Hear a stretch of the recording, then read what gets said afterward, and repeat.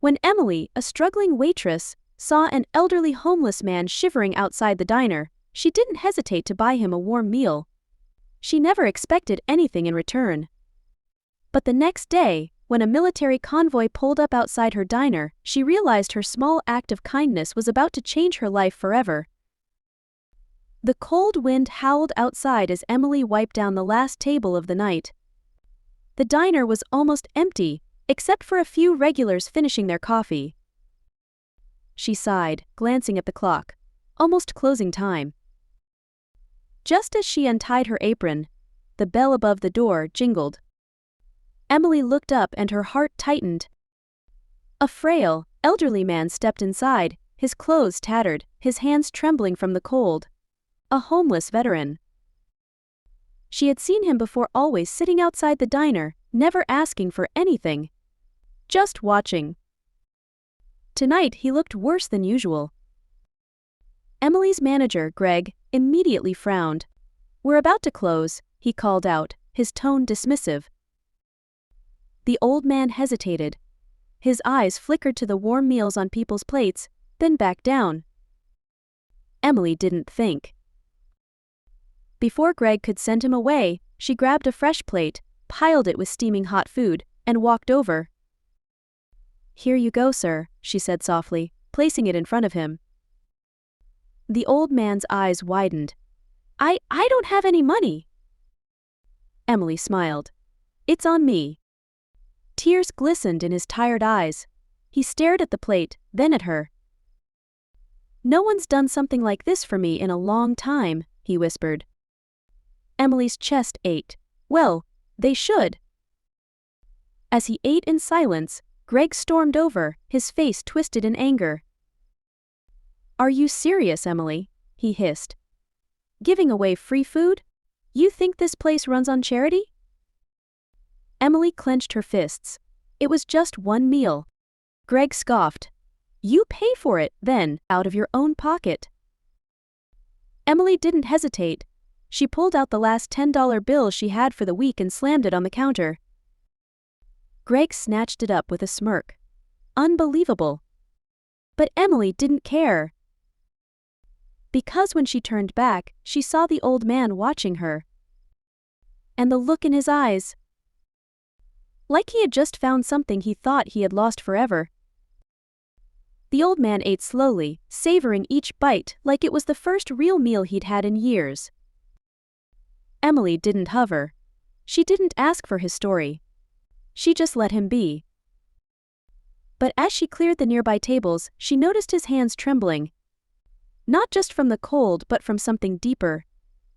She had seen it before. PTSD. War veterans came through this town all the time, some with medals, some with scars. And some, like him, with nothing at all. After a moment he finally spoke. "People don't usually help guys like me," he murmured. Emily smiled softly. "Then people need to do better."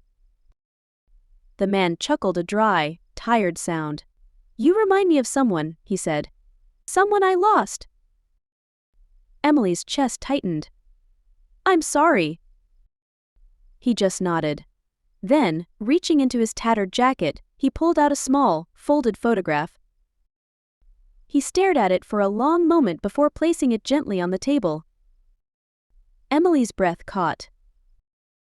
It was an old military photo, a younger version of him standing tall, dressed in full uniform, a proud soldier. Beside him stood another man in uniform. Emily froze. Because even in the faded, creased image, she recognized the face. It was her grandfather. Her voice came out hoarse. Where did you get this?" The old man blinked, surprised by her reaction. "This?" He picked up the photo, studying it. "This was my best friend. Charlie Walker." Emily's hands trembled. "My grandfather," she whispered. "That's my grandfather." The old man's fork clattered against the plate. His eyes snapped to hers, filled with shock and something else. Before Emily could process what was happening, the diner door opened again. This time, a man in uniform stepped inside, His gaze locked onto the old veteran. And in a deep, commanding voice, he said, "Sir, we've been looking for you." Emily's stomach dropped. What was happening? The diner fell silent. Emily's breath caught as the man in uniform stepped forward, his posture straight, his presence commanding. The old veteran, still gripping the faded photograph, slowly turned to face him. His eyes narrowed. "Who's been looking for me?" The soldier's jaw tightened. "The United States military, sir." A few customers gasped. Greg, who had been eavesdropping behind the counter, suddenly looked very nervous. Emily's pulse pounded. "What's going on?" she asked, looking between the two men. The soldier's gaze softened when he looked at her. "You don't know who he is, do you?" Emily hesitated. I know he served. And I know he was my grandfather's best friend." The old man's hand shook slightly. "Charlie Walker's granddaughter?" His voice was almost disbelieving. Emily nodded. "Yes." The soldier exhaled slowly.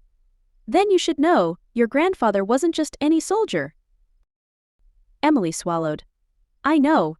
He was a hero." The soldier nodded. And so was his best friend. He turned to the old man, his expression unreadable. "You are Colonel James Reynolds, a highly decorated war veteran. One of the last men to serve in a classified operation that saved dozens of lives." The diner erupted into whispers. Emily's heart stopped. She turned to the old man, Colonel James Reynolds. But he just shook his head. "That was a long time ago," he muttered. "No one remembers men like me." The soldier straightened. "Sir, you're wrong. People do remember. We've been searching for you for years. Your records showed you went missing after retirement. No family, no address. But the truth is, we never stopped looking." Emily's chest tightened. James Reynolds, the homeless man she had fed just hours ago, was a war hero. And no one had known. Until now. Well? Greg, still lurking behind the counter, suddenly cleared his throat. "Well," he said, forcing a smile. "It's great that he's found, but, we should get back to business." Emily's blood boiled. Greg had humiliated her for feeding this man. Now he wanted to pretend it never happened. She opened her mouth, ready to speak. But the soldier beat her to it. He turned his sharp gaze to Greg and said something that made the entire room go ice cold. "Actually, I'd like to talk about how you treated a decorated veteran last night." Greg's face turned pale. Emily's stomach flipped. Something told her this wasn't over. Greg's face turned ghostly white. I don't know what you mean," he stammered, shifting uncomfortably. The soldier, his uniform crisp and his presence commanding, didn't blink. "I mean," he said slowly, "how you mocked and humiliated a man who put his life on the line for this country. How you made a young woman pay out of her own pocket just to give a starving veteran a meal." Greg swallowed hard. That's not exactly what happened." The entire diner was watching. Customers whispered, their eyes darting between Greg and the soldier. And Emily? This? She stood tall. For the first time since she had been working here, she wasn't afraid of Greg anymore. "You told me I was wasting food," she said, her voice clear and strong. "That people like him didn't deserve a free meal." Greg flinched. I was just trying to run a business." The soldier let out a cold, humorless laugh.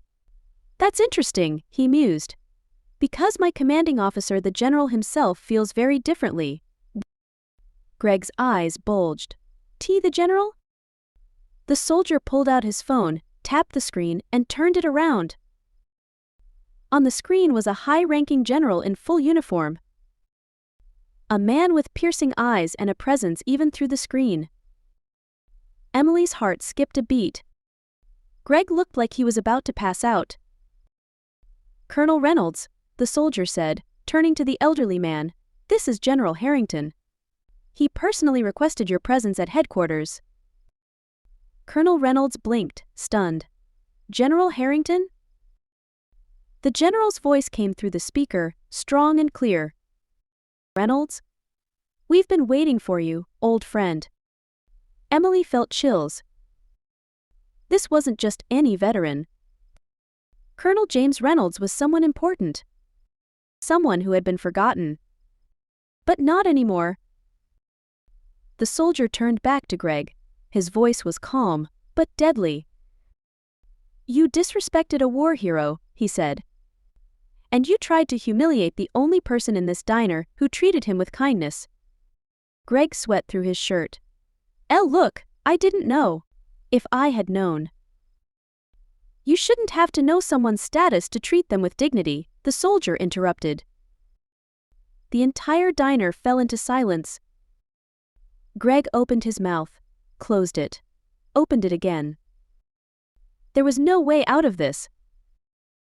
Finally, he let out a breath and turned to Emily. "You know what?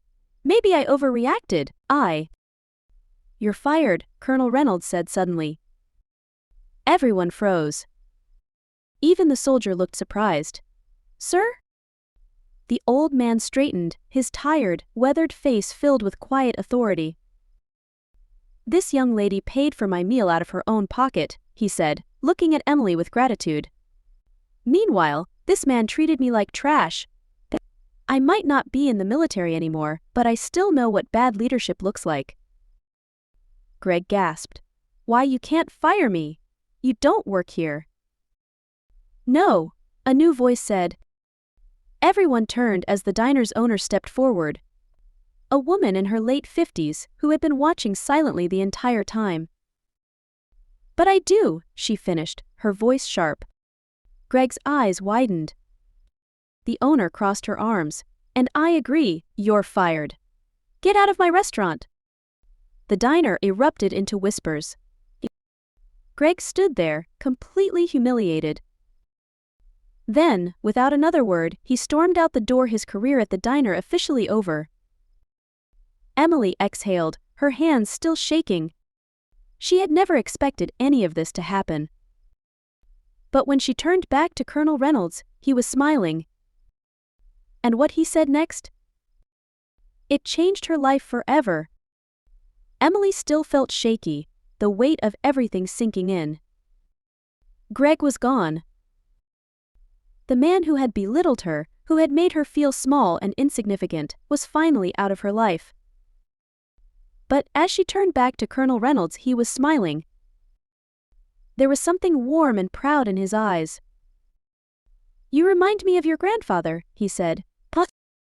Emily's chest tightened. "You really knew him?" Colonel Reynolds nodded. Charlie Walker was the kind of man who always put others first. He would have given the shirt off his back to a stranger. Just like you did. Emily swallowed hard. She had spent so much of her life feeling invisible. Just another waitress, just another struggling worker trying to survive. But now? What and they? Now she realized she was her grandfather's legacy. The soldier beside Colonel Reynolds cleared his throat. "Sir, we need to get you to headquarters. There's someone who wants to see you." Colonel Reynolds raised an eyebrow. "Who? Who?" The soldier smiled. "Your family, sir, we found them." The entire diner gasped. Emily covered her mouth. You have family." Colonel Reynolds looked overwhelmed for the first time. "I thought they were gone," he whispered. The soldier shook his head. "No, sir. They never stopped looking for you." Colonel Reynolds blinked rapidly, trying to hold back the emotion in his eyes. Then, he looked back at Emily. "There's one more thing," he said. "I may be getting my family back, but I just found another part of it, too." Emily's heart pounded. "What do you mean?" Colonel Reynolds smiled. "I don't have many years left, sweetheart. But what I do have is a military pension, and no one to leave it to. Emily's breath hitched. Wait, she whispered. Are you saying? I'd like to help you, Colonel Reynolds said. You gave me a meal when I had nothing. You treated me like a person when the world forgot about me. Let me do the same for you. Tears burned in Emily's eyes. She had spent years struggling, living paycheck to paycheck, worrying about rent, food, and her future. And now, this man, this war hero, was offering her a new life. Sir, she said, her voice shaking, I don't know what to say. Colonel Reynolds smiled. Say yes. Yes. Emily let out a choked laugh and nodded.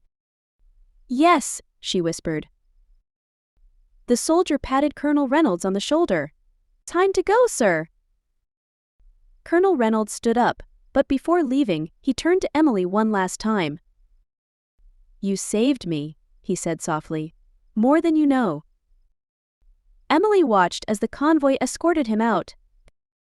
And as the military vehicles drove away, she knew her life would never be the same again.